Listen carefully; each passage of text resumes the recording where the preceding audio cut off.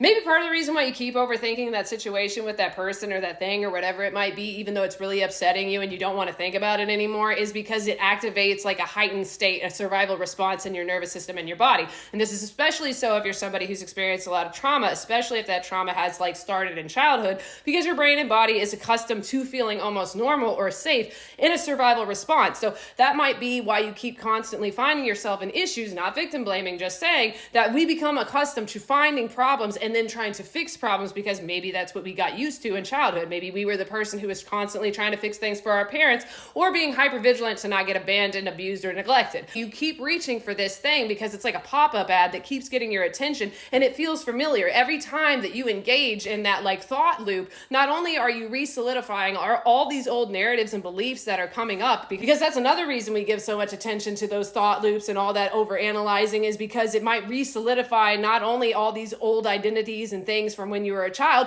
but it can also be the thing that's trying to protect you from any type of change that might give you the ability to overcome those identities or even change and get into a new chapter because it doesn't feel safe doing anything other than what it's accustomed to doing. Even if that means that you're going to be in a heightened state or a survival response, or you're constantly having disempowering beliefs and narratives, because our brain doesn't always like change. It sees it as a threat sometimes, especially if you were never given good role models or examples or good beliefs about how change can be something that's safe, especially if you're somebody who falls into all or nothing and perfectionistic thinking, because that would mean that if you do something different or you change something and you make any type of mistake or you don't do it perfectly, that makes you a failure. And so you'll do anything you can to stop yourself from doing that, which means that your brain and body, for whatever reason, don't feel safe communicating to you or don't have the language to be able to tell you, hey, I'm scared about changing, and so I'm going to keep bringing this up. We're going to keep making this thought loop mean something negative about you in order to keep you from changing, and or we're trying to show you this as information so that you can change. But in either of those cases, you have to be able to get into a practice of regulating your nervous system and body and starting an open and safe dialogue between you and your nervous system and your body.